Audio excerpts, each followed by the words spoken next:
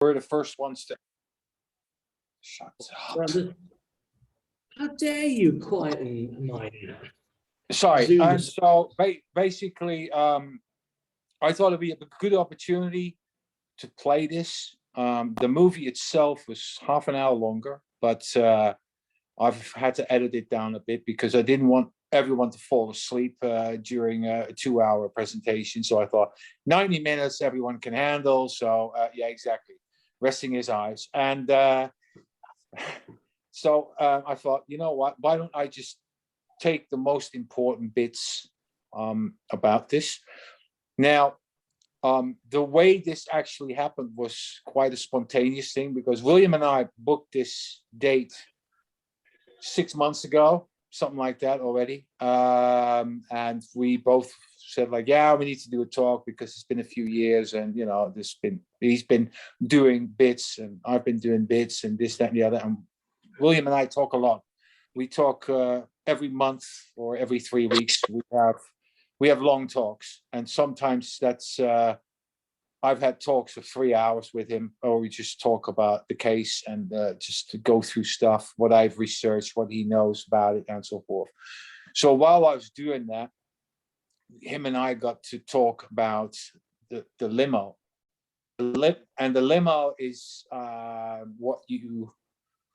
is an interesting subject, and because Malcolm has found a fair amount of Secret Service records, some people don't know about, and there was also a nice big file on the limo by Harry Livingston. So from a paper point of view, I already had something interesting. And then of course William mentioned the interview he'd done, and I didn't know anything about it. And he'd done it 4 years ago, and which is just before I basically met him and started talking to him. And then there was the idea of maybe, because he was going to do a book with him. That's the thing. I mean, it's been said during that interview that he was going to do a book with William together. But sadly, Joe died about 4 or 5 months after the interview as such. So the whole thing was canned. And when we started to talk about this stuff about a few weeks ago, we just said, well, why don't we just do a really nice big article? Because besides the film, William's got a few other bits, and I've got my bits, and combined together so we can do a really interesting story on the limo by putting his research, that of Malcolm and that of Harry Livingston, together. And there's a lot on the glass. I've got about a dozen pictures on the front window glass with the crack in it and so forth, and all the reports that come with it. I've got a duty roster of people that were in the garage at that point, the basement in America. So I thought, well, there's plenty of stuff that actually could contribute to a really decent article as such. You know, it's not a book, but it's a good article that could be posted somewhere.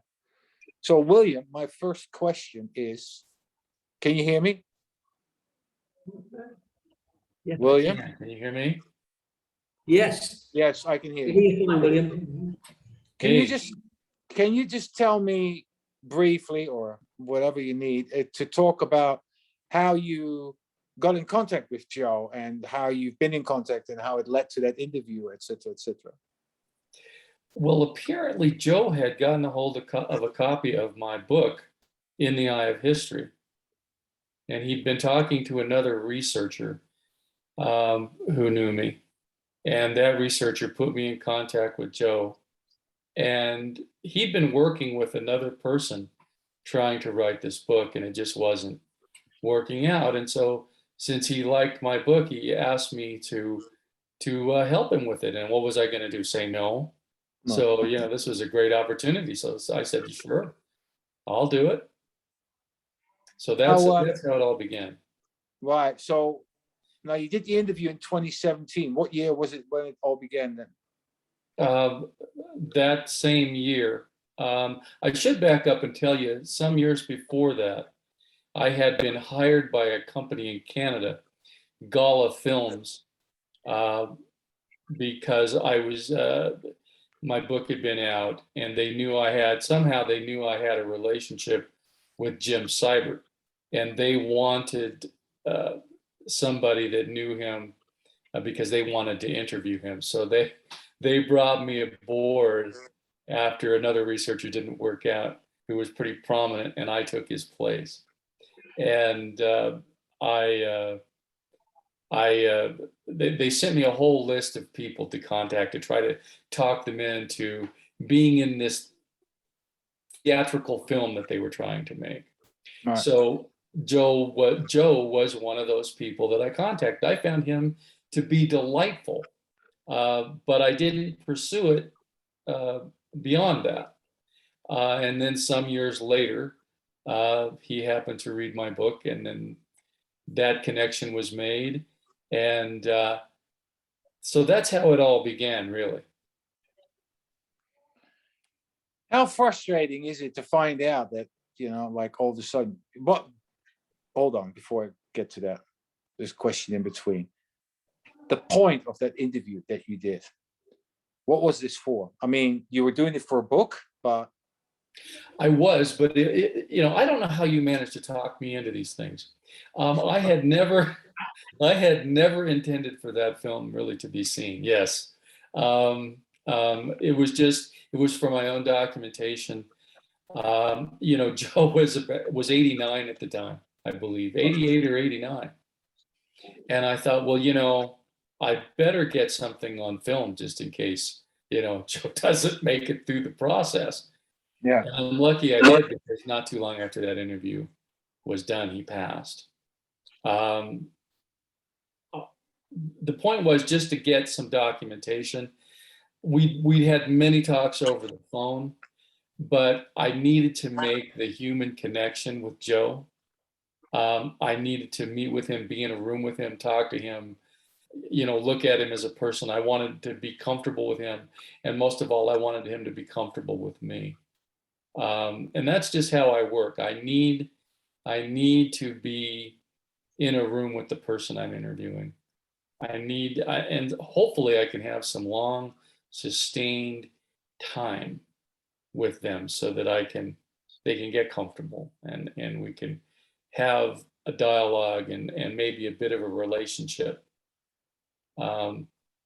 So unfortunately, that was the only face-to-face meeting I ever had, but I'm lucky that I recorded it for posterity, because we have it now.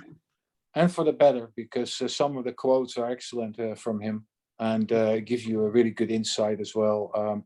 I found that anyway, when I read some of the HSCA reports of some of the Secret Service agents, they were really candid and really straightforward in their observations about when they arrived at Parkland Hospital and so forth. So if they do talk in good detail, I've got to say. So that was the thing. Now, of course, how does this work out? So then you've done the interview, and he passes away very sadly. And then what? It just gets boxed and just put on the shelf. Shelved. He kept saying to me, I was working on a book, another book at the time, and I was trying to juggle both of them. And he would say to me, now, William, you're working on this other book isn't going to interfere with what we're doing. I said, oh no, Joe, it's not. I can do both of them.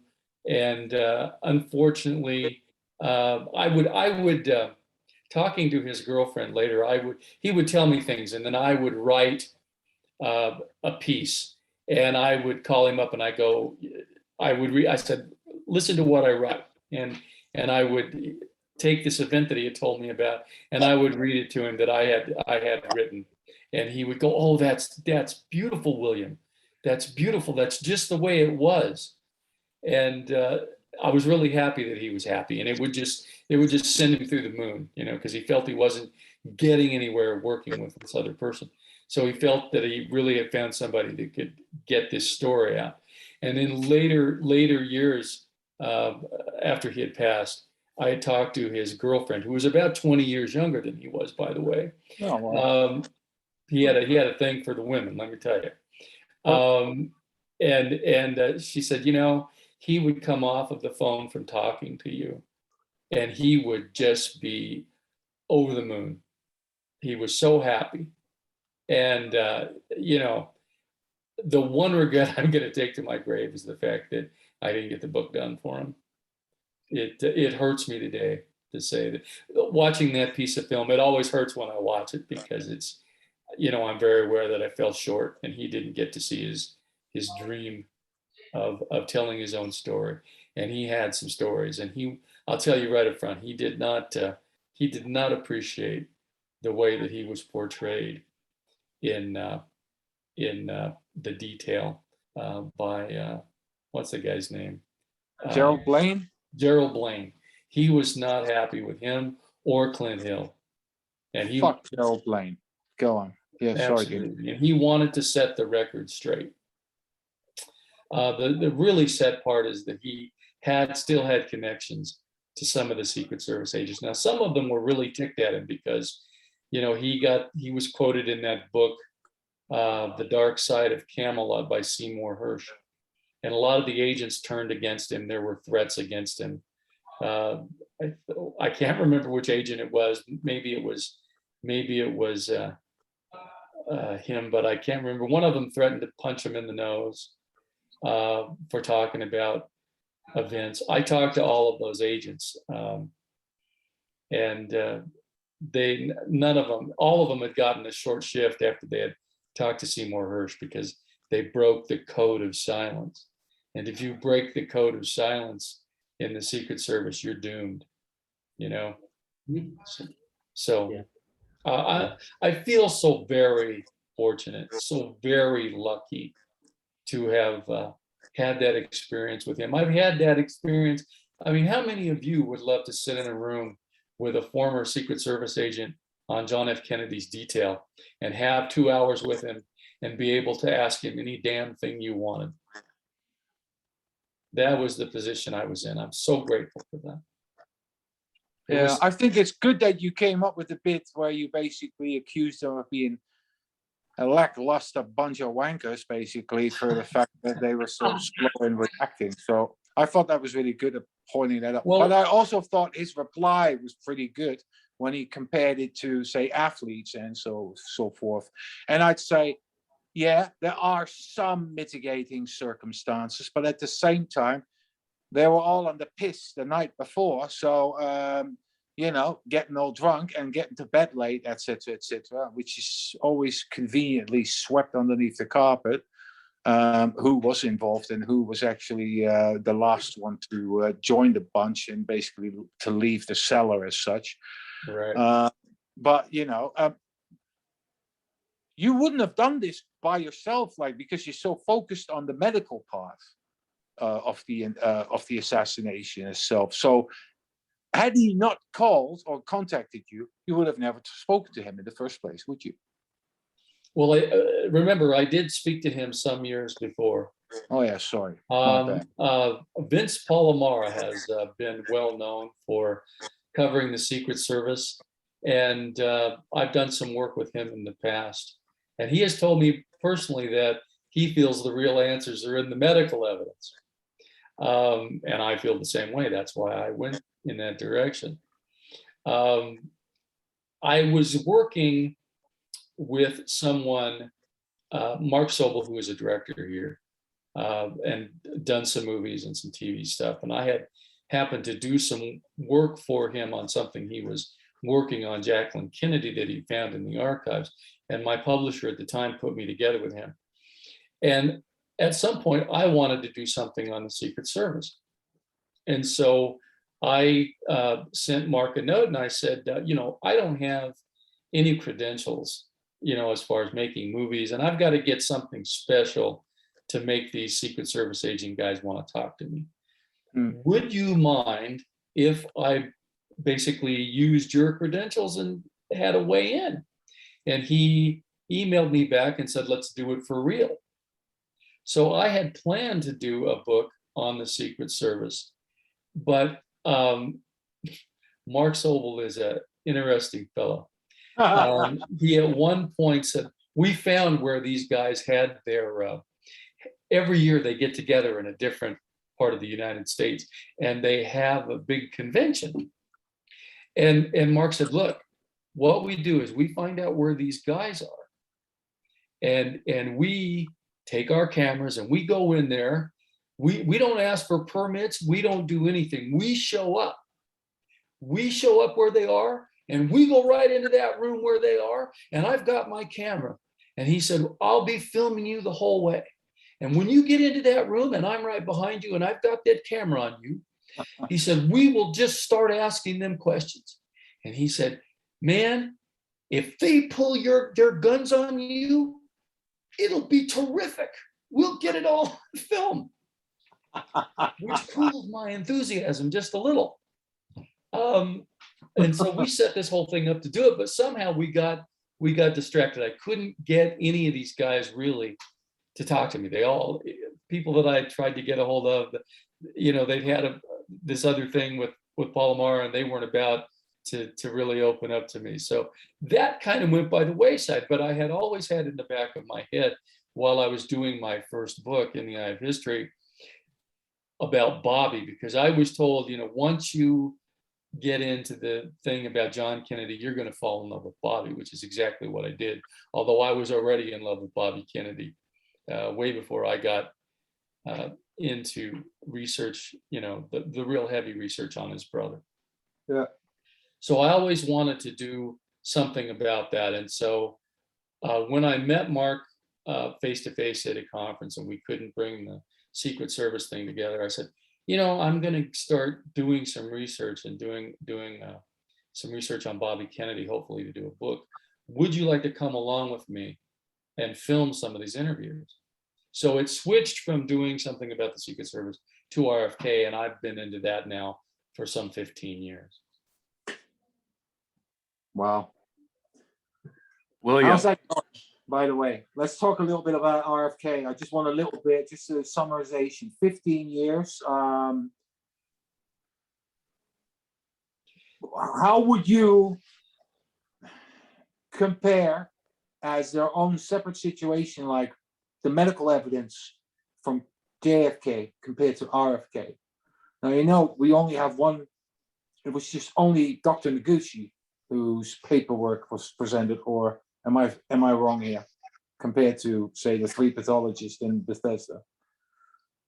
Yeah, pretty much. He was a linchpin. Noguchi was a linchpin. I did try to get a hold of Dr. Noguchi because I did a book on Marilyn Monroe that hasn't been published yet, and he was, of course, the coroner for that one as well. And so I've tried many times to contact Dr. Noguchi.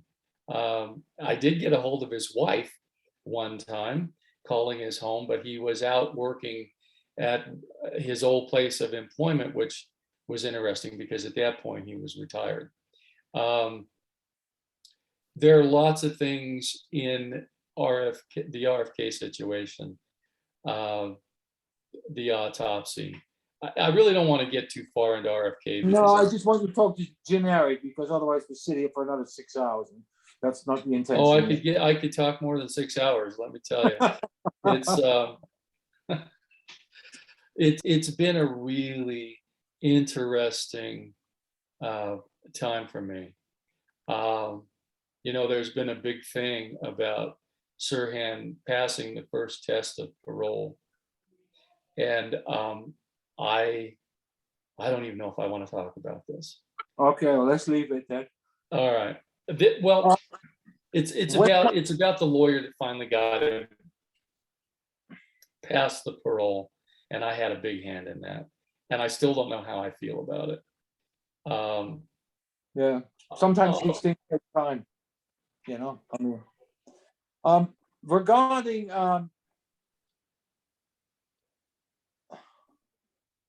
I'll ask one more question.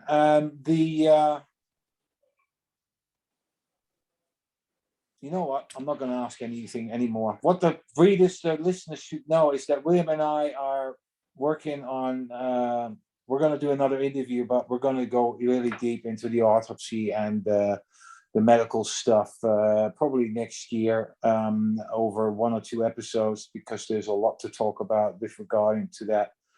And I just wanted to mostly chat about this movie, how it got together.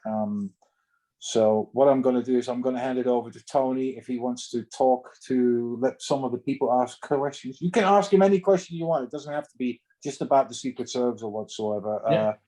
So as long as he's Fire willing. away. Yeah. So I'll tell you what, Tony, you can take over. Yeah. Yeah, thanks a lot, Bart. And thanks a lot for that. And William, forgive me, I meant to welcome you. I didn't know you were here. Thank you so much for joining us. Gary, I know that you had a question that you want to ask. I want to bring you in. Yeah, William, Joe asked how you knew about the Secret Service records being withdrawn by the Secret Service. Can you hear me? Yeah, I we can can. hear you. Okay. I was in the National Archives in 2003, and I asked for the files on the conservation tour, which were the files that were destroyed. And when they brought them to me, my wife reached for the first of the 2 or 3 boxes that they brought out, and they just about flipped off the cart because they were empty. So I got up and opened them, and the 2 boxes for the conservation tour from September 24th until about September 28th, I think it was a 10-city, 5 or 6 day tour. There was one piece of paper in each box, and it said, "Withdrawn for national security reasons." And when I talked to Tunheim about it, he said, "Oh, that's interesting. You know, when I asked them for the files, they said, oh, we destroyed those 2 weeks ago."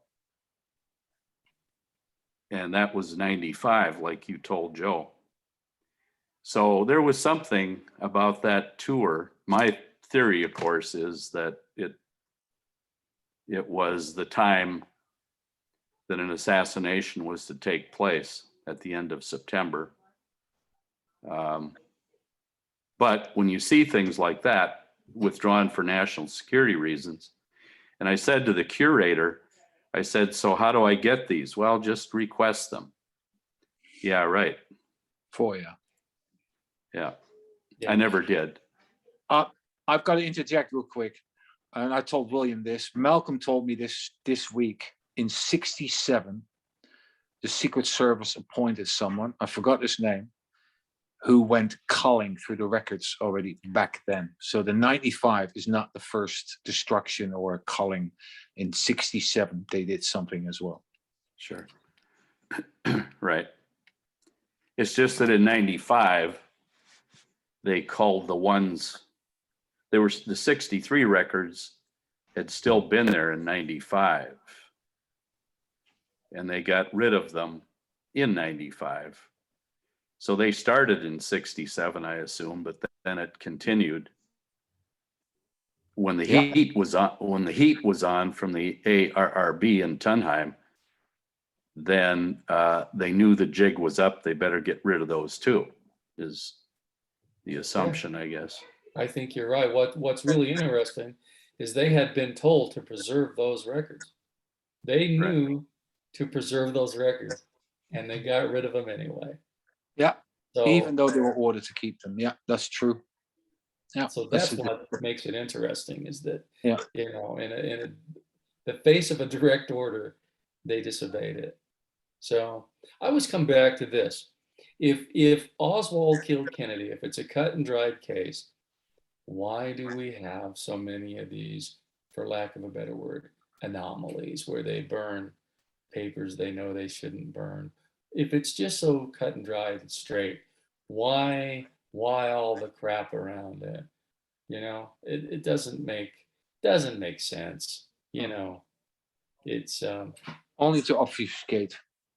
That's it. Only to hide things and obfuscate. I mean, so I talked to Malcolm on video about every 2 or 3 weeks for the last 2-3 months. I've been doing that. I just did my 5th story, and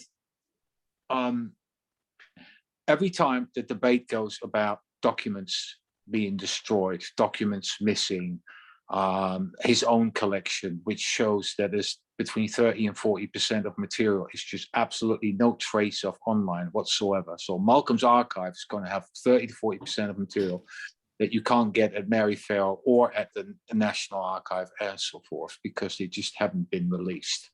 I mean, they've been released in full, but they're not published online as such. So yeah, that's quite an interesting fact. But it's just quite interesting by itself, the whole thing with all the documentation that's been destroyed. And we're talking everyone, every agency, every commission, you know, it doesn't matter. There's not one that's exempt from these shenanigans. And, you know, they have processes in place where they say, well, after 25 years, we destroy the records. And, you know, and they're perfectly legit to do so, because there's never been some kind of directive that says anything on JFK is to be kept until further notification as such, which of course seems a reasonable thing, but we're talking about half a dozen law enforcement related agencies as such, you know, customs, FBI, Secret Service, and so forth. Agency, of course, and they all have their own thing, but yet they are also making many documents disappear. And when I listen to Malcolm, it's just this mountains of stuff that just completely disappears. You know, it's ridiculous. And You know, yeah, I just want to take a moment to, you know, say what an amazing person Malcolm Blunt is. I mean, my God, if he didn't exist, you'd have to invent him. You know, it's we'd all be fucked. We'd all be just fucked. amazing work by this one man who has taken all this time and effort to get all these documents. Yeah, You know, it's unbelievable. He's Anyone one who of the lives, true unsung heroes in this thing. yeah, definitely, without a shadow of a doubt. Anyone who lives next to the archives for 6 months and goes there 5 days a week, 5 days a week, just walk in there and just scan. It's incredible. And you know what? And he tells me, and he goes, "Oh, there's 800 boxes of FBI material. 800 boxes. You know, it's just an absolute enormous amount." And I said, "Well, how far did you get?" "Yeah, about halfway." I'm thinking, and you've been there all that time. You know, it just shows you that there's a lot of stuff. But slowly he's been giving me pointers as to where to go and where to look for things, and get finding aids and other directories that will help you with your search as such. Things that aren't really known unless you are in it, basically. So, and Malcolm is an absolutely superb human being who has done an absolute stellar job. And think about it, everyone uses their material, whether they acknowledge it or not. That's another story. But overall, practically every writer that writes on JFK has been receiving documents from him as such. Right. I'm sure that's true. Anything else? Johnny, you got a question? Lenovo E10, yeah. Mr. Sale Sharks, go ahead.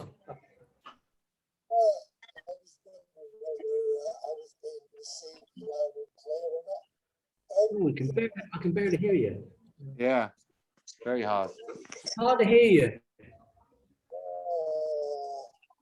I'm on my tablet, which might, let me think, hang on. You got, it sounds like a, What's it like now? Your mic is just, it's like you got it in your pants or something like that. That's how it sounds. Really. the old tin string. Oh dear. My question, if anybody can hear it. Yeah, go ahead. I can hear you. Go ahead. Is Paul O'Connor has no brain inside JFK skull, and yet there's an opposite thing from oh God, what's his name? Jim Jenkins? Yeah, from Jim Jenkins of them removing the brain, blah blah, and then weighing it and putting it in the gauze, what have you. David Lifton, who just put something on the education forum saying about this, that when he interviewed James Jenkins back in 1980-ish, that he didn't come out with all this information that he gave to you. Did you ever ask him about that? Did I ask who? Jim Jenkins, why there was more detail that he gave to you that he sort of didn't divulge to Lifton? I did discuss that, and I discussed it at length with Jim over the years. He told me some stories. I'm wondering if I should, I'm always reluctant to talk about, I'm always reluctant to talk about conversations I've had unless I've been given permission. Let me just say that Mr. Jenkins was, he told me about the first meeting that he had with David Lifton. And he said that, well, hell, it's just between all of us, right? It'll never get out. Jim said that he did talk to David over the phone. He came to his house, and he said back in those days, it was still, in the 70s. And he showed up with the camera crew, basically, and was sitting in his living room and was there for several hours. Really uncomfortable. He didn't know David from Adam. And so he said he tried to get his wife to kind of be in another place. He didn't even want her around it because he was so nervous about the whole thing. And so he was pretty uncomfortable with David at that point. You'll notice I knew Jim over a 20-year period before we wrote a book together. So I don't know how much real contact he had with David Lifton, but I'll just say that he was uncomfortable. As the years passed and I talked him into, I banged on him all the time. Jim, you should do something for history.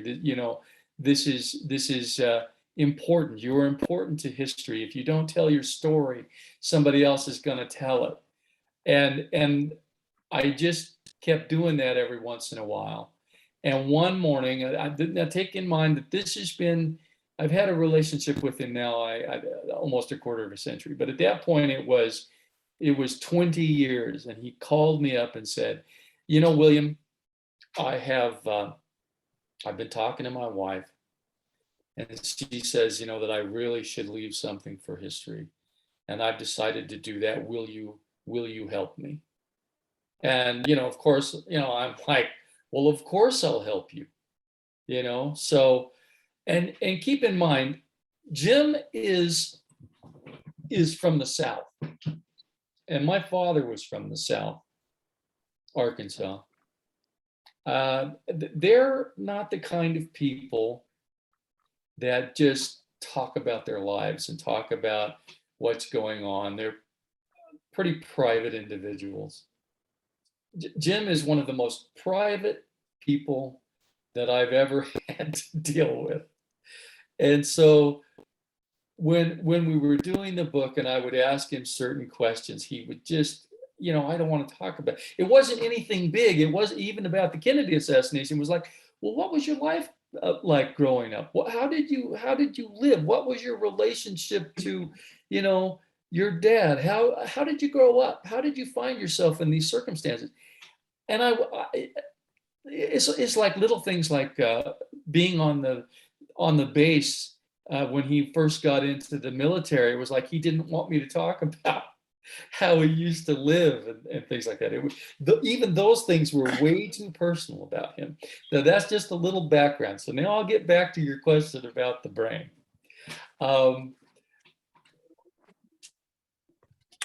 When I first encountered Jim face to face, it was in Louisiana. I had finally, through some conversations, worked, because I'd heard that he was really reclusive, and I hadn't read much about Jim except what was in David Lifton's Best Evidence and Harrison Livingstone's High Treason. So that's all I basically knew about him. And the fact that he was even talking to me surprised me. So through these conversations, I finally worked up the nerve, after I'd interviewed everybody else just about for my first book. I worked up the nerve to say, you know, Jim, if you let me come out there, I could get a really good price on a ticket. And I heard him chuckle and he said, "You can, huh?" So he gave me permission to come and see him. And I don't know if you've read In the Eye of History, but that story about how I met him and that first meeting is all in the book. And I wrote about that, just how it took place. Now, I'm sitting across from Jim. Say you're sitting across the table from me, a small table, and I've got the camera on him, and I'm really excited to be here. And he starts talking about Kennedy's brain. Now, I'm very well aware that Paul O'Connor has said Kennedy had basically no brain in his cranium, that there was maybe a macerated half a handful of brain pieces in the brain, in the skull, but no brain. And then Jim says to me, standing there at the table, and he says, "Hume's made a statement."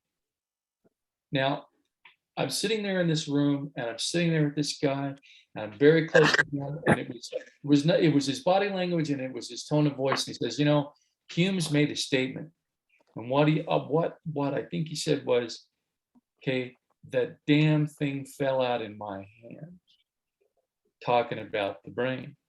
Right. Said that damn thing fell out in my hand.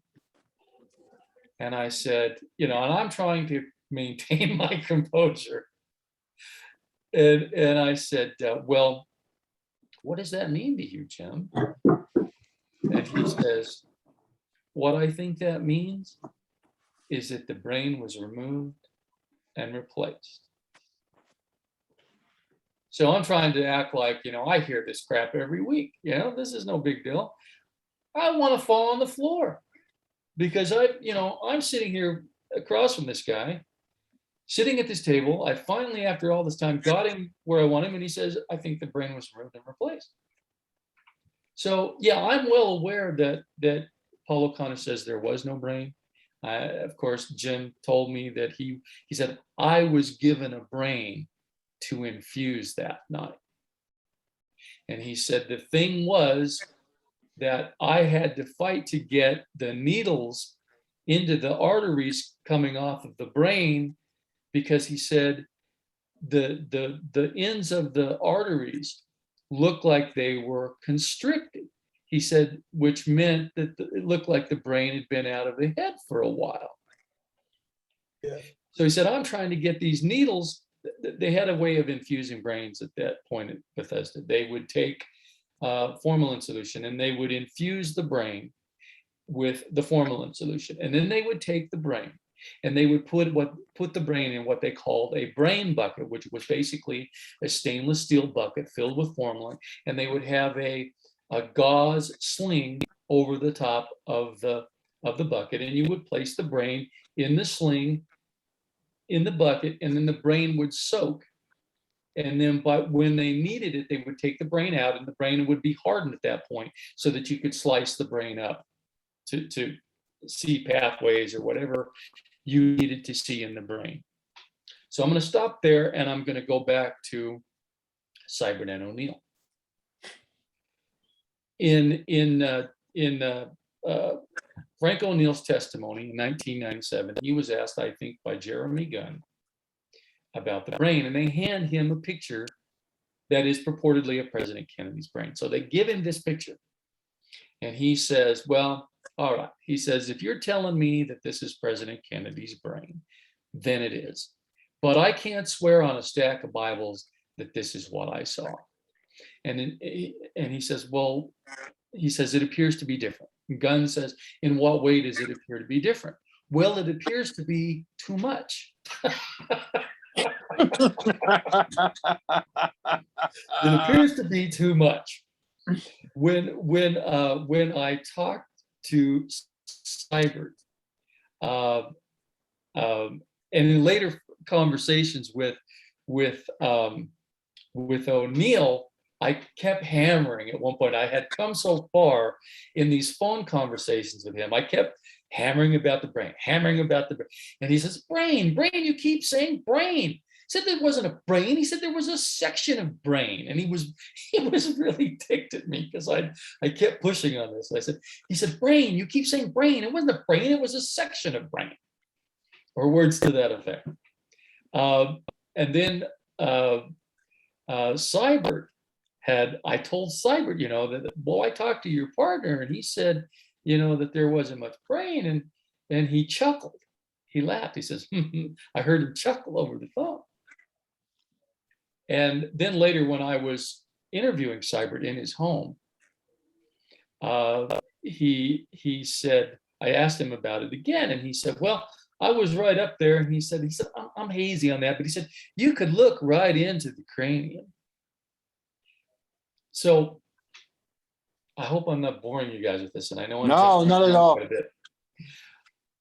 There's a whole story about how I got inside Jim Seibert's home. Okay, I go through all these events to get to Jim Seibert, and he finally relents and he says I can come. So I fly to Florida as soon as possible, and he picks me and Deborah Conway up in his car because we have to go find the place to pick up our rental car. So he has agreed to take us there. Now I get into the car in the back seat, and I'm sitting directly behind Jim Seibert, and his little wife Esther is sitting beside him, and Deborah's sitting next to me in the back. And I say something along the lines of, Mr. Seibert, I'm so glad that we could be here and that I can meet you because you know so many things and you've had your hands on the body of the president. And his little wife, and I'm not thinking to myself, how the hell am I going to ask this man about Kennedy's brain and about O'Connor? His little wife turns around to me and she says, well, his brains were all blown out of his head. Well, I said, well, that was one of the questions I was going to ask. Well, you know what happened? Jim went home after the autopsy, and he goes to his wife. He goes, hey, S, he called her S, not Esther. He says, hey, S, guess what? I was at Kennedy's autopsy, and his brains were blown out of his head. This is how you pick up these pieces of information, that if you can stay with it long enough, if you can get yourself inside to talk to these people and be a person, have them be comfortable, get comfortable, let them know that you're a person and you're really interested in this. You can get these little things that fill in this mosaic of the Kennedy assassination. And that's what I was trying to do. And I had some real luck. So to answer your question about how do you balance this thing of brain and no brain? Well, we've basically got Paul O'Connor, who says there was no brain to be removed. It was my job that night to make the craniotomy and take the brain out of the head, but there was no brain to be removed. You've got Jim Seibert, who said, I'm hazy on that, but you could go directly into the cranium. And then you have the statement from Esther, his wife, who said, well, who wasn't there, but is married to the man that was in the autopsy room and saw Kennedy's skull and said his brains are all blown out of his head. And then you've got Frank O'Neill, who in his testimony before the Records Review Board is handed this picture of a brain. And this is President Kennedy's brain, and he says, well, I can't swear on a stack of Bibles, but this is what I saw. It appears to be too much. So you've got all of that, and then you've got Jim saying, I was handed a brain to infuse that night. And the brain, the arteries on the brain coming down from the brain looked like they had been constricted, which told me that the brain was out of the head for some time. So I think what we're looking at, and I know the conclusion that Jim has reached, is that the brain that he looked at and examined was not of President Kennedy's brain.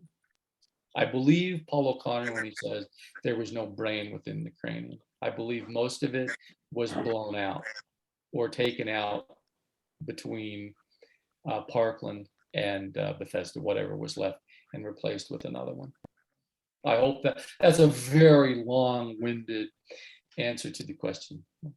Can I ask, what would No. be the point to do that to the brain? Well, what would be the point if you have the From a real- medical point of view? So I'm talking like, so if they take the brain out, blah, blah, blah, what would the point be? well, For them if- to obfuscate and all that? Why? if you, What's if the you, Lauren, are you gonna let me? See, this is what happens in the conversations with Mr. Bark here. If you have the real brain of Kennedy, and if there's anything left, and there was, according to the Parkland doctors, that you know the brain was damaged, some of it was gone, but there was also the cerebellum that was said to have been swinging in the breeze by one of the doctors. If you have the original brain, then you can take that brain, soak it in formalin, section it later, see the pathway of the bullet and the direction of which way the bullet came, because you can tell from that, because the brain is kind of gelatinous, and you can, you know, when it's hardened, you can look at all that and go, oh, the bullet came this way or that way or this way. Let me ask the question. Okay. So everybody assumes that it has been hidden because to determine the direction of the shots and so forth. Now let's just swipe that off the table for a second. Okay. Could there be another reason for them to remove the brain? Bullet fragments. Well, yeah, of course. Yeah, all of that. Bullet fragments, directions of where the bullets came. Okay. All true. I'll let you off on this one, but yeah, okay. You know, that's very generous of you.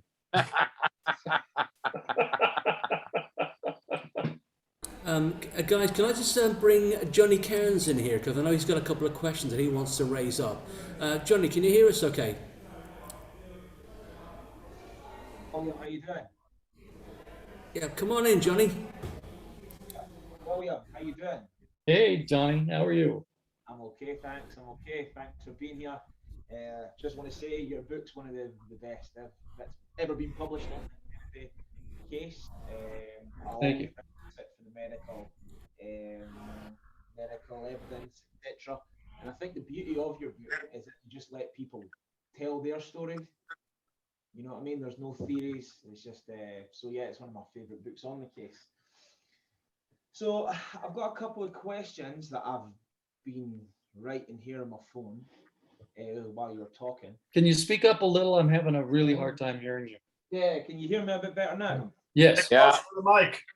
Yeah, it's probably the mic. Oh, yeah. So I've written a few questions that I wanted to ask you on my phone here. And the first one was about Pitzer.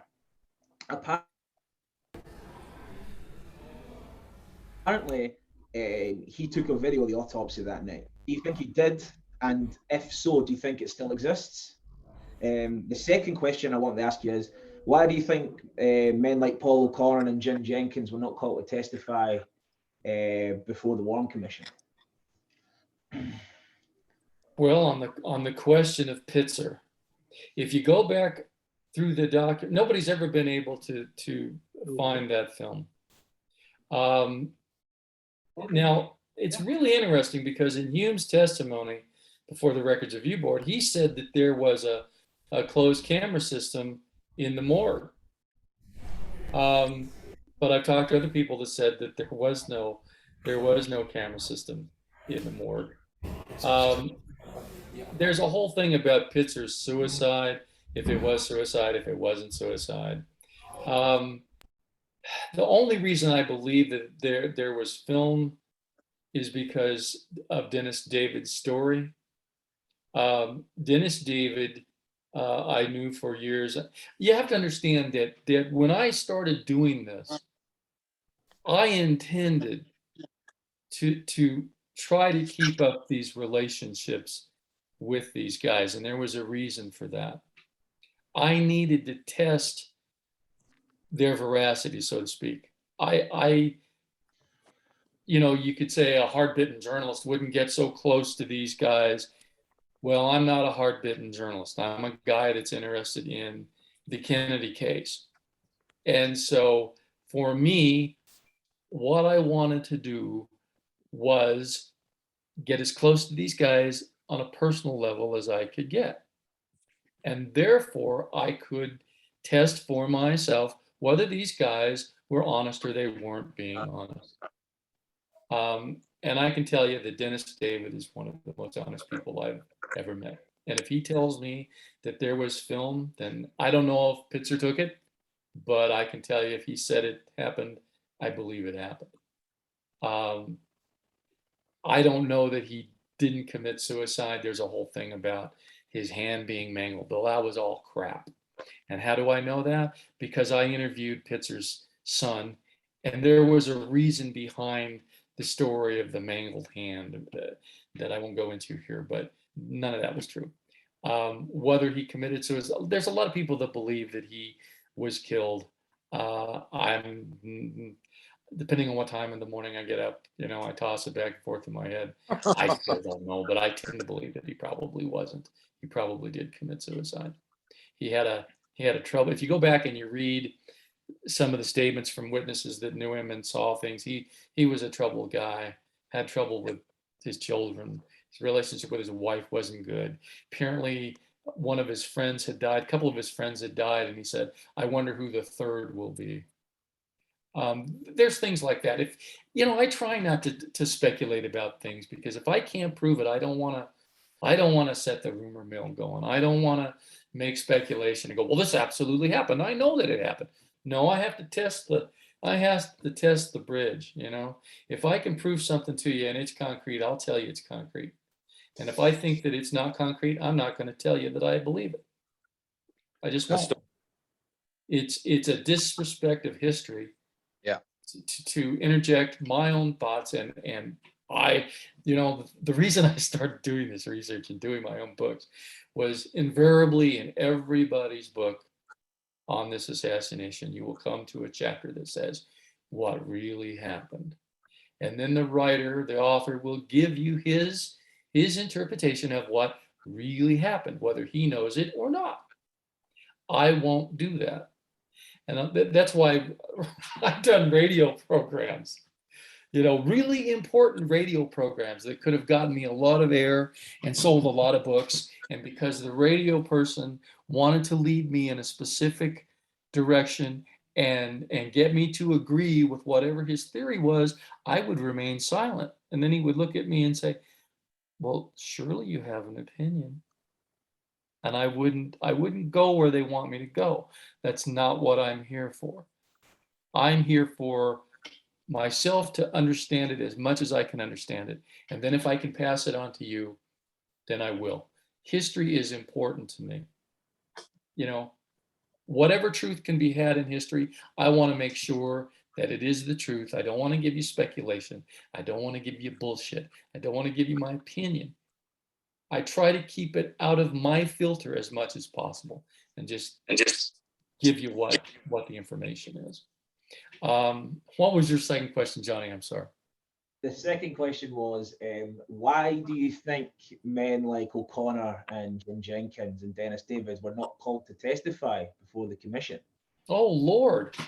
Can you imagine if they got before the commission and they said, well, sir, when I saw President Kennedy's body, he didn't have a brain in his head, sir. what the hell? And then they would have Jim Jenkins that said, well, I was handed a brain and it was put in a bucket, but sir, there's a problem. I had trouble getting the needles into the carotid arteries. It looked like the brain had been out of the head for a while. And to tell you the truth, sir, I believe the brain was removed and then replaced with another brain. What the hell do you think they would have done with that? Oh, yeah. There would have been no Warren report. They would have had to come up with another reason, you know. Well, we can't issue a report right now, and we'll get it to you when we can. They would have blown that whole thing out of the water. Even in years later, when Doug Horn at the Records Review Board wanted to interview Dennis David and Paul O'Connor and Jim Jenkins, or Jim Jenkins and Paul O'Connor, he was told, you will not interview them.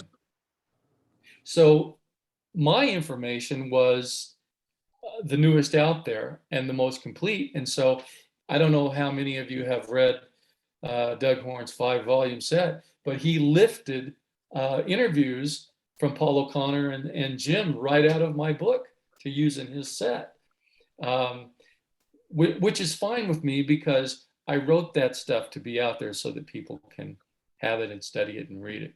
So I was fine with that. And because he did that at the point where he wasn't giving interviews, when I wanted to interview him for a new edition of my first book, he gave me a really lengthy interview for my book, and I was really grateful for that. But can you imagine what this would have meant if Oswald had been murdered?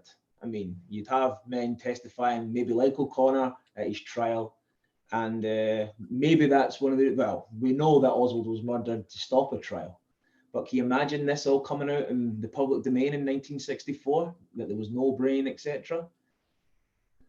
Well, no, and they couldn't either. And that's why, you know, the stuff was buried for 50 years. Yeah. No, there's no way in hell that could have been allowed to come to the fore. I've got one last question, if you bear with me. A lot of people I've spoke to recently have claimed that the assassination didn't take place in 6 seconds, but rather it was between 8 and 9 seconds, maybe even 10 seconds. Okay. If the assassination was, let's say, 9 seconds long, does it not make the Secret Services inaction even more inexplicable? Because they had longer to react?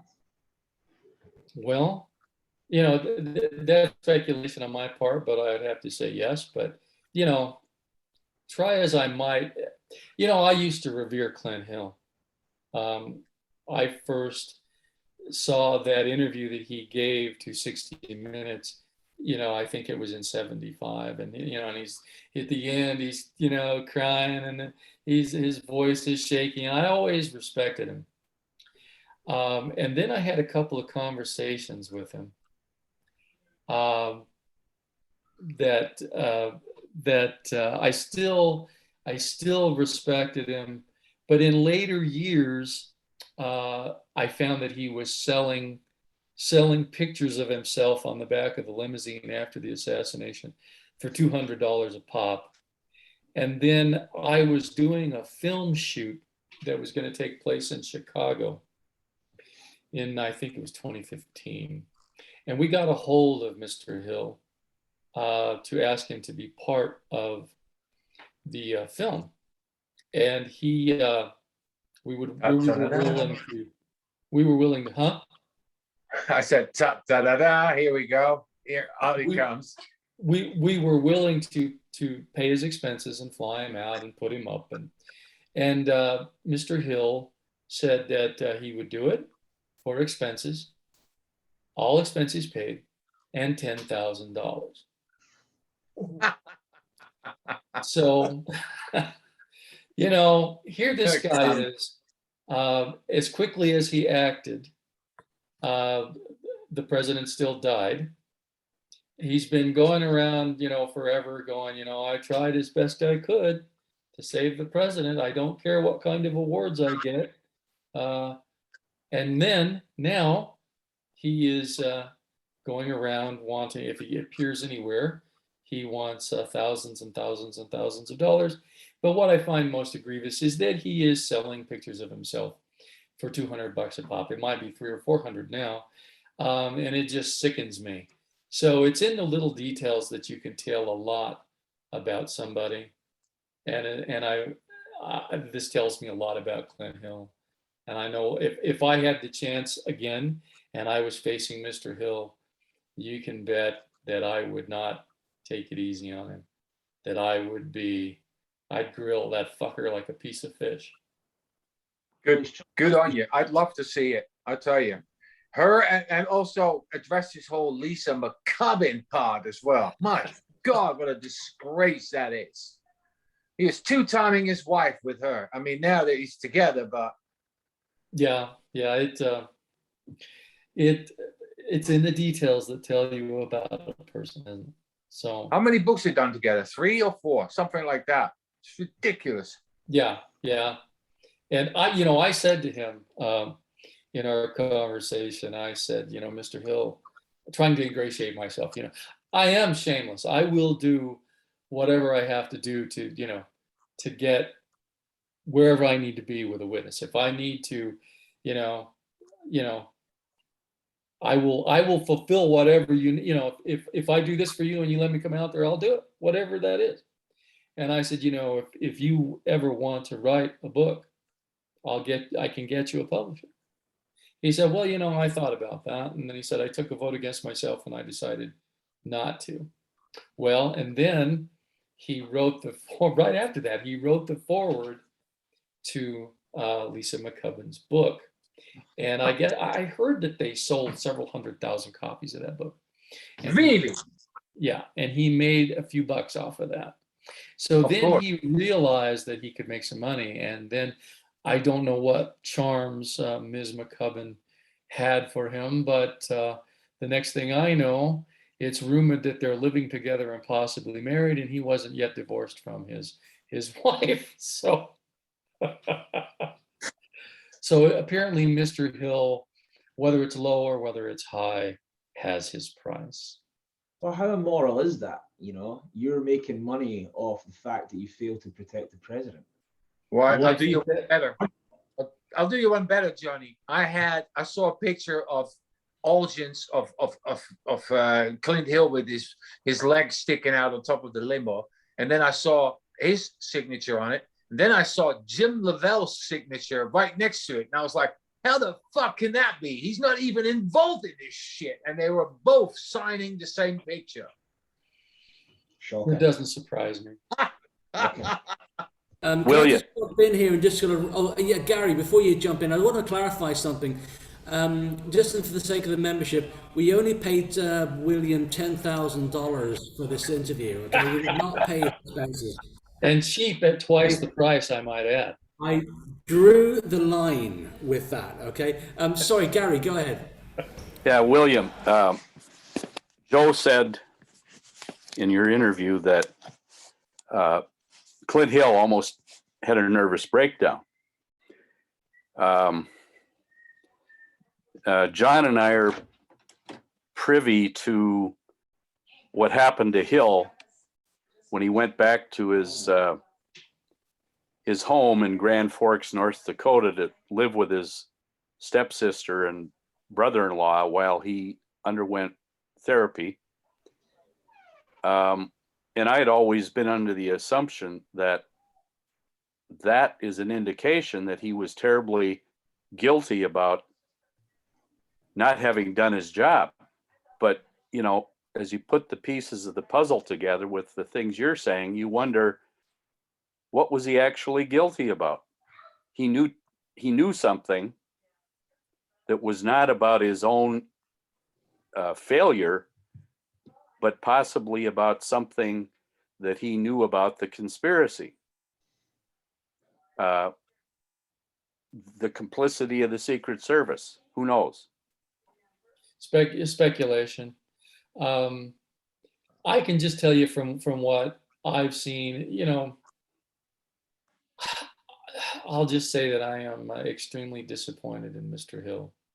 I don't like anybody that would be involved in that. You lose the life of the president, and now, all these years later, since you know you can make money from it, you make, you know, it Yeah. just sickens me. It really does. Well, and I ran into him at the book depository on the 50th, and I ended up talking to Jerry Blaine's wife as Hill and Blaine were in a side room in the book depository doing an interview with some local station.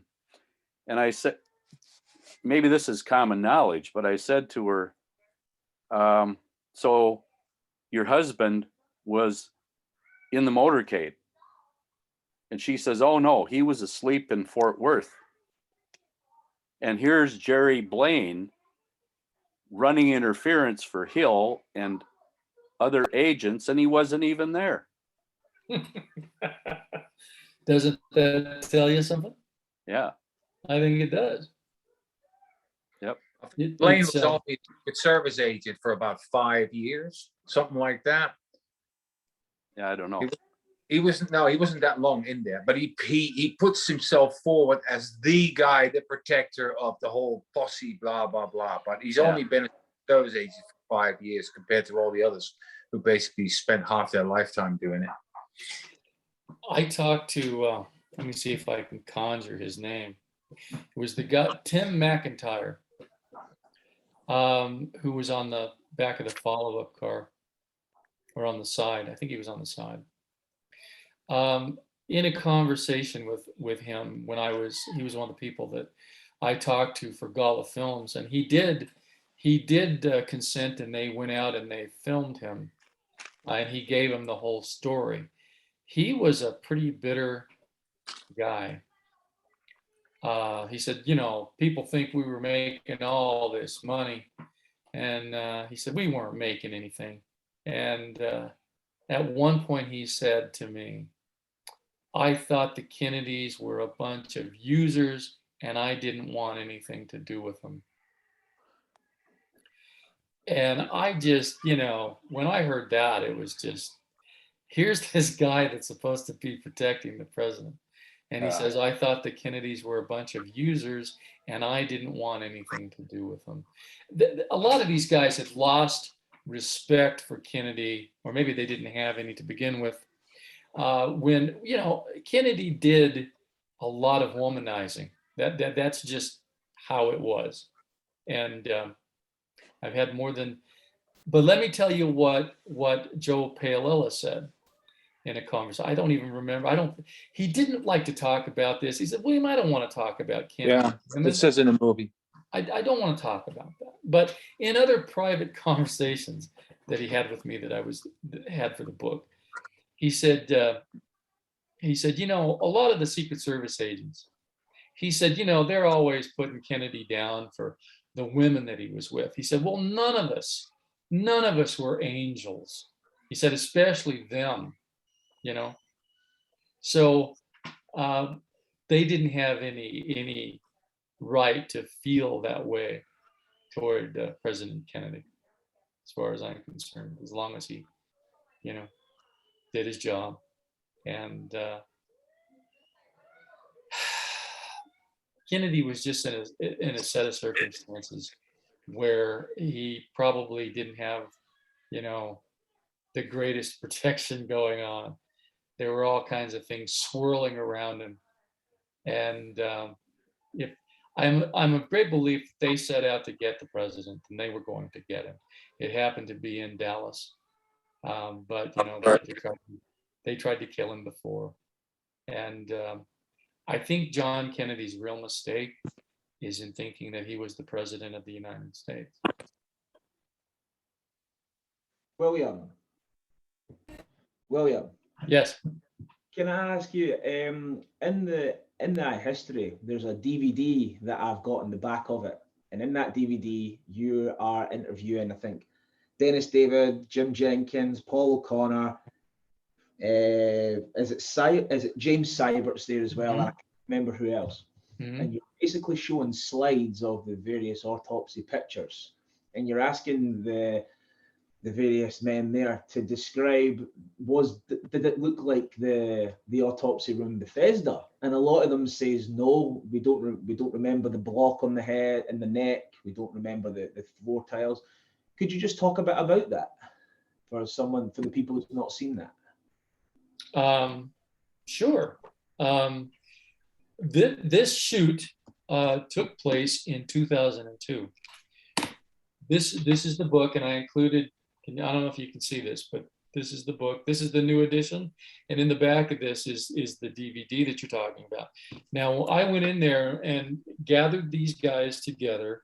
Mainly why I did it in Florida was because Jim Seibert was in his late 80s at the time. And I'd already interviewed him for the book. And then I thought, well, you know, maybe I should have a record of this where we could all get together and I could film this and we could talk about the autopsy pictures. And so I got the guys that were still alive and willing to come. And I took them to Florida because Jim Seibert didn't want to travel. So he said, I'm 80, I think he was like 86 or 87 at that point. So I don't want to travel. And I said, well, what if I brought everybody to you? Which is what I did. And so we got him in a room and we were only going to have him for the day. So he comes in and we do this shoot. And at some point he says, well, he calls his wife and he says, honey, you know, they're all here and I don't feel right about this. He had to cancel a dinner date that was important to his wife. So he got in trouble for that, but he stayed. And we did this 1 day massive shoot. I think, yeah, it was just one big long shoot. And in that, we managed to get these autopsy photographs up on the wall. And it was the first time it had ever been done. And what I thought was really fantastic and historical was that most of these guys had been together since those times, but it was the very first time, at that point, it was 39 years, that Jim Seibert had seen these guys since the assassination. So it was the first time that this Secret Service, or the FBI agent had been in a room with these guys, that he had participated in this event.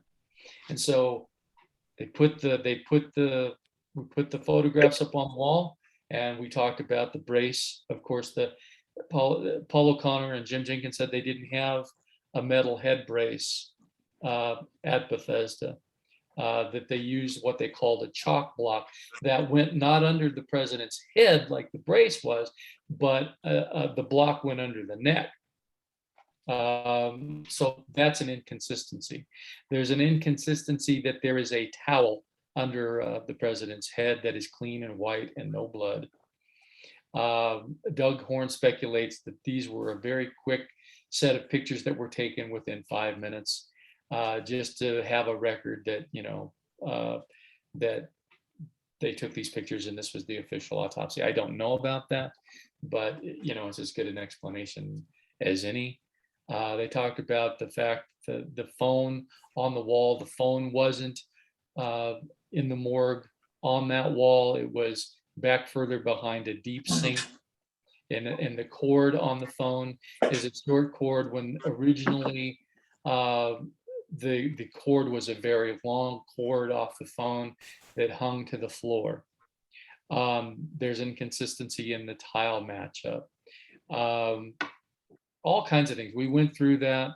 I later had some of that confirmed by a man named Bill Lynch, who was not there for the autopsy, but was supposed to be there for the autopsy, but decided that he would hand that job over to Jim and Paul, and gave him the keys and said, you're supposed to go down to the morgue and set up for the president. He said, I wanted to get the hell out of there. He said, I knew it wasn't going to be fun and I didn't want any part of it. And when we did talk to him, went to Gaithersburg and talked to him, and he said, we showed him the photographs, and he said, well, he said, this phone is wrong. He said, this phone wasn't there. And he said, that cord was long enough. He said, I used to get my feet tangled up in it. Things like that. Is there anything specific you want to know, Johnny?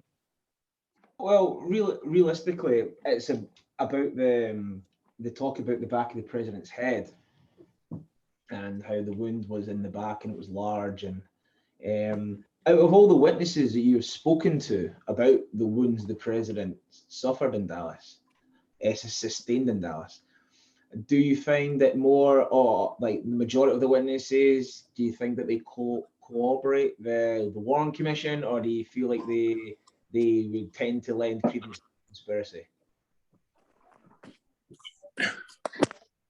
All I can point to is what the witnesses have said. Brain was blown out of his head. There was go back to Bethesda. Bethesda, they said there was a hole about this big of a small orange or a large egg in this part of President Kennedy's head.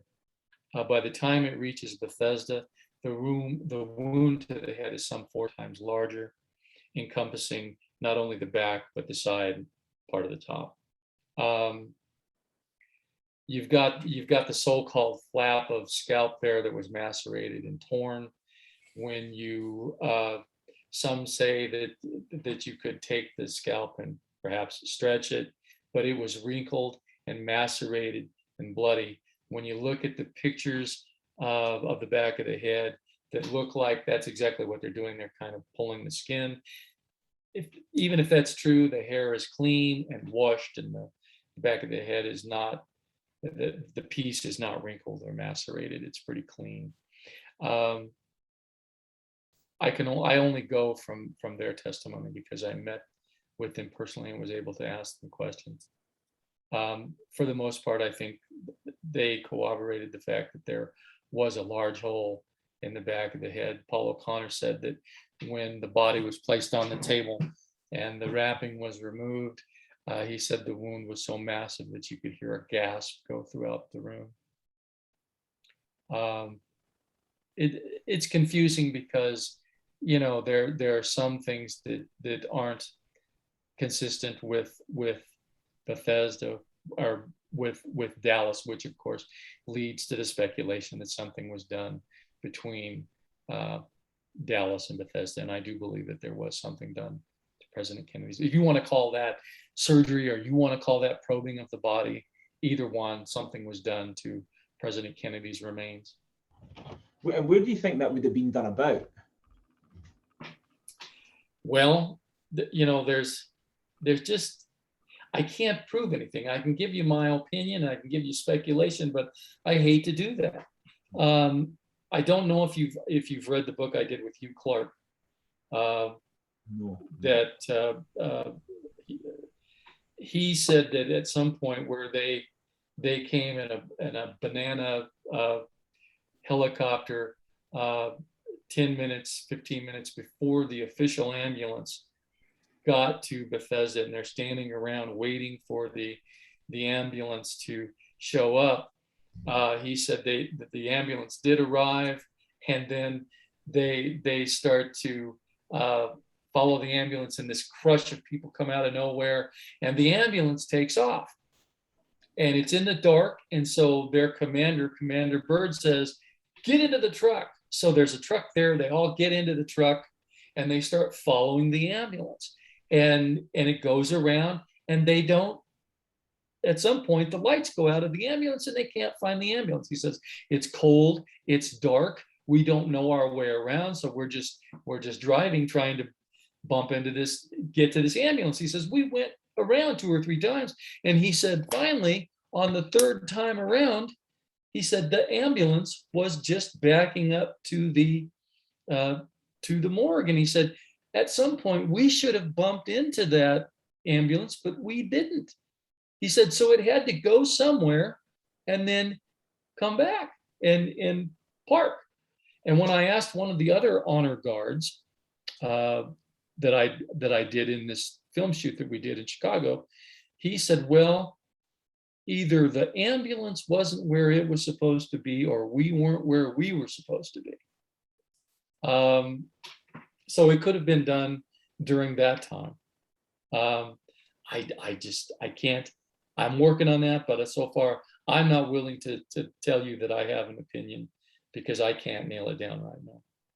But I'm still doing research. I'm not going to be one of these guys who go, I have proven definitively this is where it's happened. I give you the information at the point that I write and what I have. And if I get more, then you'll get more. If I find something different, I won't be afraid to say something different. I'm not married to anything. I want to give you the most up-to-date knowledge that I can get. So I hope that answers it a little bit. Thanks, William. Thank you. Thank you. Thanks, William. There is a question that David has just popped into the chat area that I just want to raise.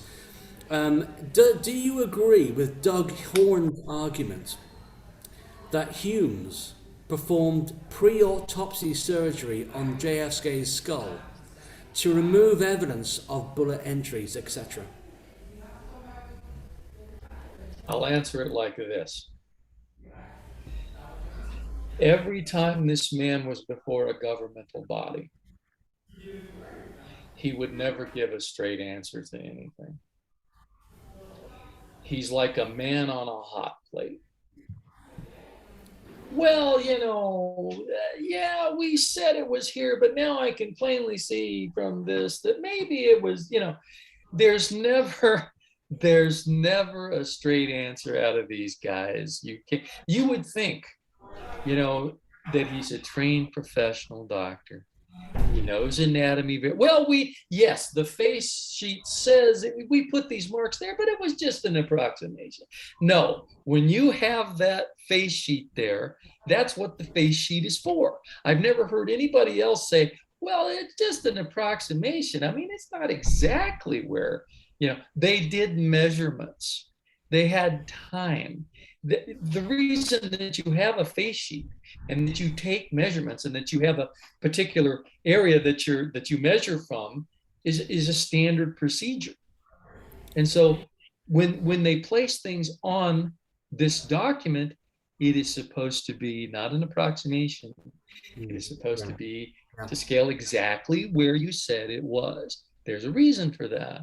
And now when you get these guys, they're well, yeah, I know, but we said that, but it just doesn't pass the smell test. I am more inclined, I will just say that I believe that those good doctors knew a hell of a lot more than they were ever going to tell. Let me tell you a little story that when I met with Bill Lynch, Jim Jenkins and I worked on this book together, and it took us 3 years to do. And Bill was one of Jim's friends that he knew there and was involved in the morgue. And he is the reason that Paul O'Connor and Jim Jenkins were the people in the morgue, because Bill was the guy that was told, you go down to the morgue and set this thing up. And he didn't want to be there. So he gave the keys to Jim and said, look, you've been told to go to the morgue and set things up. He gave him the keys. So when we're talking to him, Bill just went and lived his life. And then when Jim looked him up and started asking him these things, we get into a room with him and I give him these photographs, and he's looking at all this stuff, and he said, well, that's not right. And when I asked him, I said, Humes and Boswell, what kind of people were they? He said, I believe that they, I'm paraphrasing because he can't remember exactly what I wrote at this point, but he said they were, they did their job to the best of their ability. And, I think they were good guys, they were just trying to do the best they could. And I said, if they were told,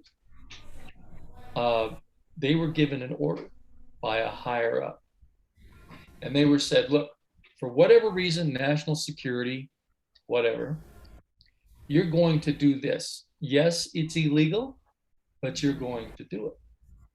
What would they have said?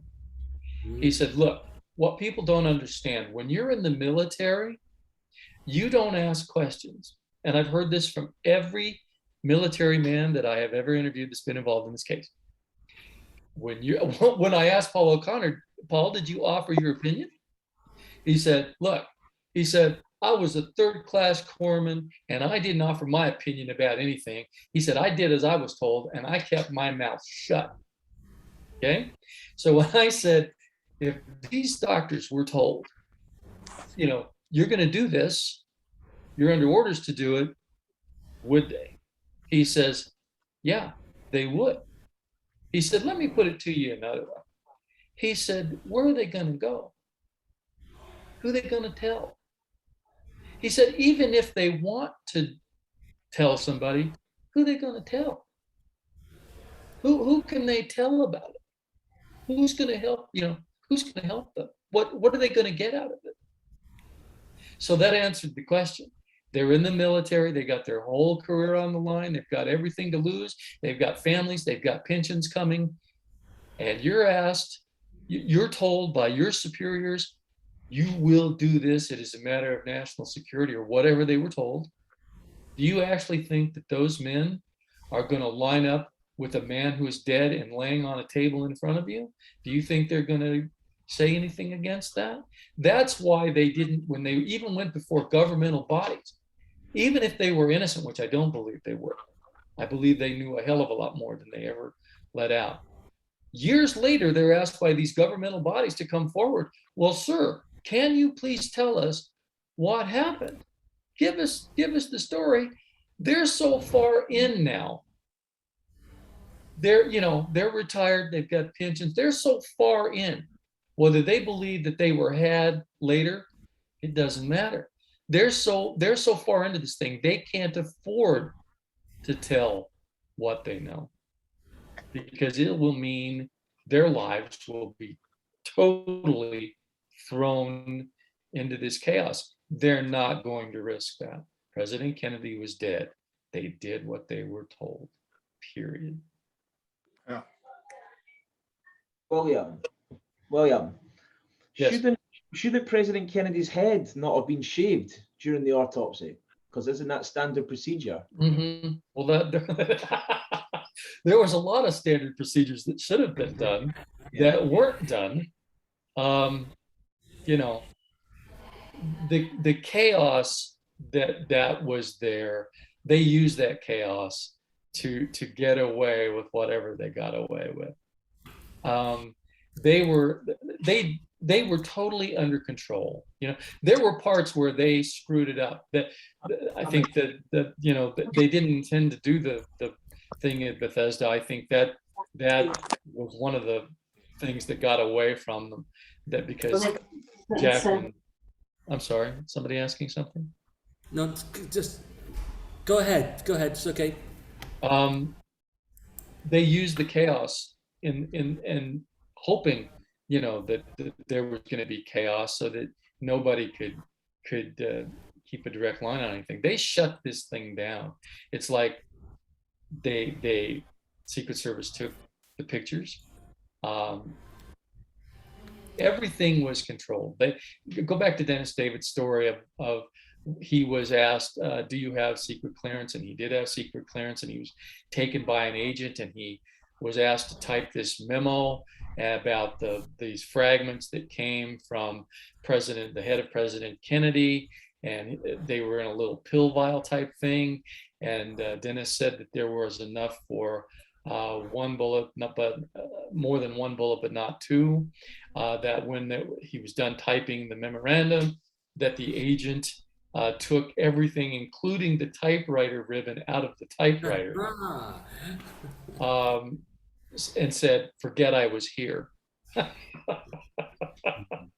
So there were all kinds of procedures that should have been done, that would have been done in a so-called normal autopsy, that did not take place with President Kennedy. It's been said that Oswald was given a first-rate autopsy, something that the President of the United States was not given. I know you were the first person to interview Sandra Spencer out with a governmental body. For people that don't know who Sandra Spencer is, can you just briefly talk about her and your interview with her? Sandra Spencer worked at the photo lab in Anacostia, and she was brought 4x5 negatives by James K. Fox, who was in the photographic department for the Secret Service. He brought her these 4x5 negatives and was told, develop these negatives. She says, well, I have to look at them for color balance. He said, well, it's okay to look, but don't peruse them. Don't look closely. You can look enough to color balance, but don't look closely.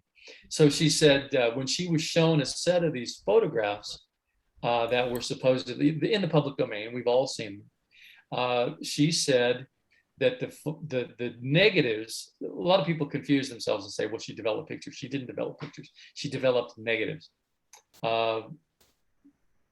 When she was shown the photographs of President Kennedy that we have in the so-called Fox set, she said that they bore no resemblance to what she had seen.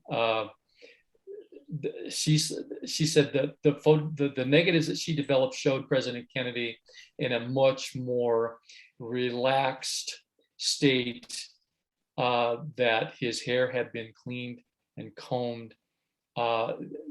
She didn't see the incision because he had a sheet up to his neck, I believe. At one point, there was a picture that next to President Kennedy's head was a whole brain. And when I heard that, I was like, what? And I wanted to scream, what? But I didn't. I just kind of was calm.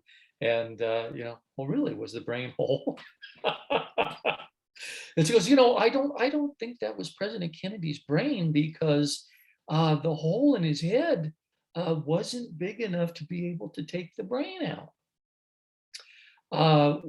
So this was a different set. Now, how these were taken, where these were taken, was it done after the body was put together? I don't know. But I absolutely believed her, because there was no guile in her voice at all. There was no attempt on her part to convince me, well, this is just kind of what she wasn't really. It was like, well, this is what happened, and this is what I saw. Maybe they were taken, if the family wanted to see something, they could, they would have these to look at. To her, there wasn't anything suspicious. It was just kind of, well, this is what I saw, and that's what I remember. So, and she said that the hole in the throat was much smaller than the gash. I think she said it was about thumbnail size, which is bigger than the pencil, but and the hole in the head was not very, in the back of the head was not big. It certainly wasn't big enough to take the brain out. And so of course the whole brain next to the head was kind of a revelation. So where did that come from? Was that a little scenario that they had, but then decided that they had to discard that? And I don't know, anything else that I would tell you would be speculation on my part. I just report what those people told me, and that's what she told me. Did you interview George Knudsen? Was it George Knudsen? He was dead by that time. Knudsen has said that he was called before a bunch of people that night, that he took the set of autopsy photographs of President Kennedy, and that he was the only person in the room. And to quote him, he said, it was the hardest thing I've ever had to do. Now, where does George Knudsen come into this? When did he take pictures? One of those things we just don't know. Don't have enough information. Because didn't Knudsen say that these weren't the pictures that he had taken because they had been taken by something called a press back, and he never used that style of processing photographs or something? Off the top of my head, I can't. You may be thinking, you may be right, but you may be thinking about George Stringer. Maybe it was Stringer. Stringer, who was the civilian photographer, who said not only that, he said half of these photographs are of the bottom of the brain. And he said, I didn't take any bottom views of the brain. He also said that, what else did he say? I didn't take any bottom views of the brain. The paper is different and the stock is different than I would have used. So we have those anomalies. Thanks, William. Thank you. Sure. William, just talking about analogies. There is a question, again, a quick follow-up question from David. And again, it's speculation, yeah? So you may not be able to answer. But the question is, could the photos of the autopsy room have been staged somewhere else? You know, and then posted at, like, example, Waxworks or something? You know, is that something that you've ever thought about? Or is that... Well, absolutely, I've thought about it. You know, if you buy my book, you will get the whole story, and you will get a nice disc that says that at one point toward the end of the film that I did in 2002, and I think this is for the very first time, Paul O'Connor says, I think it was Jim. It might have been Jim, it might have been Paul, who said, you know, and they have these photographs and they're kind of looking at them. He says, you know, I don't think these photographs were taken in our morgue. And then the other one says, yeah, me too.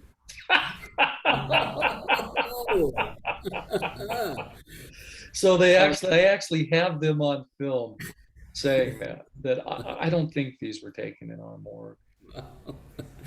Thank you very much. I mean, one thing I would just add on, the comment from David is, don't worry about your book. He will absolutely be buying your book. Don't worry. There's one... Go ahead. I really, you know, I didn't really set out to do that, but it was like,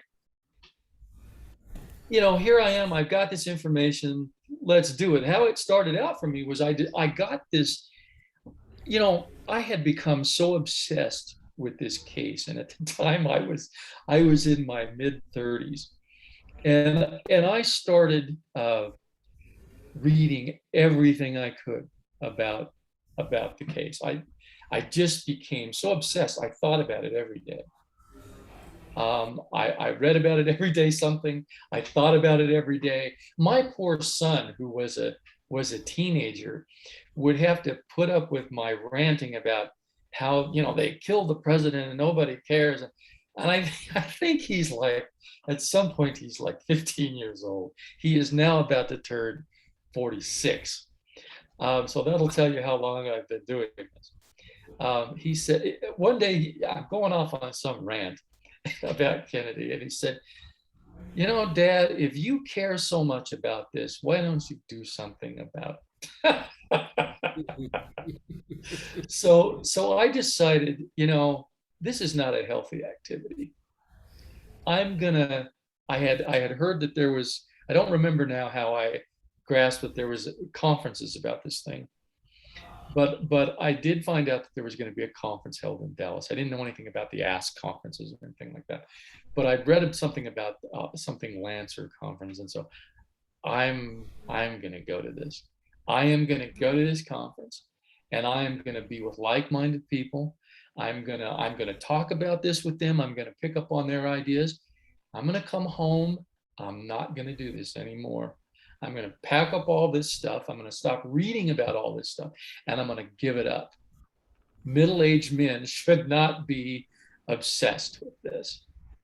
So I did that. I went, I did the standard thing, and I stood in the plaza and I looked around.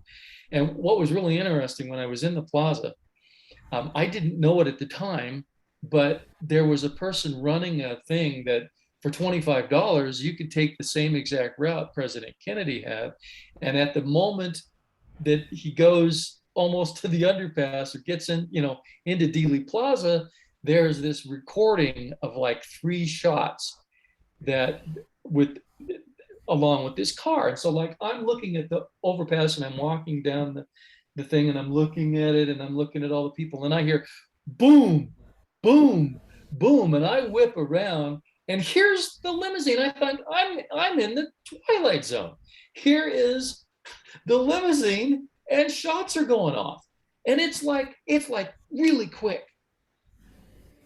And I'm like, I don't know what the hell is going on. It's like, what the hell? And I'm like, my adrenaline is pumping so hard. Then I realize, oh, this is a reenactment. My heart is pounding out of my chest. But you know the wonderful thing about that? Like the unsuspecting people that were lining that street in 1963, I was in the same position. So I see I'm looking at the overpass. I see the limousine. I hear the shots, and I'm like, "What the hell is this?" My adrenaline is pumping, and I am literally shaking. And then it's a reenactment. So now I don't want to look like an idiot. So I start looking around at, well, did anybody notice that, I just absolutely flipped out. But the wonderful thing about that was it gave me a sense of what these people in the plaza had gone through. It was a real gift to have that, to go, oh my God, to see this thing momentarily. You could be wrong about things if you're in the plaza, you see this 6 seconds or 9 seconds or whatever it was. But talking to men that had the president's body, they had it for an extended period of time. They were trained professionals or training to be professionals. They knew about anatomy. They had done autopsies before. And here they have the president's body for hours. And surely if there were answers to be had, they would have them. And that, to tell you how I left this thing alone, I went home and I forgot about it. 3 months after I came out of Dealey Plaza, I found myself sitting in Gerald Custer's living room, interviewing him about his experiences. So it lit the fire even brighter than it had before. So I go from that conference intending to forget about it, never talk about it again, never think about it again, get over the obsession, to sitting in Gerald Custer's living room, who of course had taken the x-rays of President Kennedy's body. And that led from one to the other, to the other, to the other, to where I'm here today, 3 books down the road, and 15 years of my life invested in one on Bobby Kennedy. So it's been a journey, and I wouldn't trade it for anything. William, thank you so much. Oh, sorry, go ahead, Johnny. I just want to ask William a question. I ask this to every kind of author that I've spoke to, or people that are really interested in this case. So I want to ask William the same question. I'm going to ask you to speculate for a moment. I know you don't like to do it, but I'm going to ask you anyway. According to Lee Bowers, there was 2 men behind the picket fence during the assassination of the president. Can you think of any innocent explanation why these men haven't came forward in 58 years and said, well, I was behind the fence and I seen nobody? Well, I do believe that activity is highly suspicious. And I believe they're probably no longer alive, but if they wanted to stay alive, they weren't going to come forward. As you know, I don't know when you were born, but in the 1970s, which I was there for, there were a lot of witnesses that died. It was not a healthy time for people that knew things about the assassination, So I believe that, if they were in any way involved, I'm hoping, even all these years later, that there are people that are still clinging to life, that will leave some sort of record, that will come forward, and we'll have those answers. I'm not very hopeful, but you never know. Stranger things have happened. To answer your question straight out, no, I cannot think of an innocent answer to that. And I do believe that's what Lee Bowers saw. And of course, he died under somewhat bizarre circumstances. Who knows? The mystery continues. I have other things that I haven't shared here today that I have done recently that I know that you will want to hear about. And when I've written about it and got it down on paper, then I'll come back and we can talk about it. I'll tell you that it's pretty exciting. William, please do, because today's been wonderful. It's been a terrific day, and thank you so much for sharing your video with us. That was wonderful. Thank you. It was a Well, you can blame Bart for that one. It's like, I don't know how I managed to let him talk. Oh, come on, William. Just, why are you keeping that to yourself? Just share it with us. I think I've shared more with your group than I have the groups over here. He's like, well, while you're in Dallas, could you just, kind of keep a running diary of what you're doing? And maybe we'll publish that. And hey, while you're interviewing Jim Lavelle, do you think you could film that? And would you send it to me? And I wind up doing it. I'm just his puppet. So Yeah, basically he bullied you into it. Well done, Bart. Thank you very much. William, thank you so much. It's been a wonder to meet you. Seriously, thank you so much. And I think a round of applause. Thank you so much for joining us, William. Thank you, guys. And please come back and talk to us again. We'd love to meet you again. And if you're ever in London, let us know. Come over and join us. I had a standing invitation to come to the UK. My very best friend was Matthew Smith, the noted writer. Wonderful. We did some projects together. We did a book on Marilyn Monroe together. Matthew passed before the book was all the way finished. I hope to have that published at some point. But he said, you need to, don't wait too long. And as usual, I waited too long, and he was almost 90 or was 90 when he passed. And it's the only experience I've had with a person that was more than old enough to be my father, where there was absolutely no age difference whatsoever. We were kindred spirits, and he had a interest in anything Kennedy, and so did I. And we just meshed from the very first time we met. And so I've always wanted to come to your part of the world for a very long time, for 50 years. Please do. I plan to, as soon as this pandemic thing is over, I hope to get over there. So that'll be. Let us know if you do. We'll organise an event. Let us know if you do. I'd love it.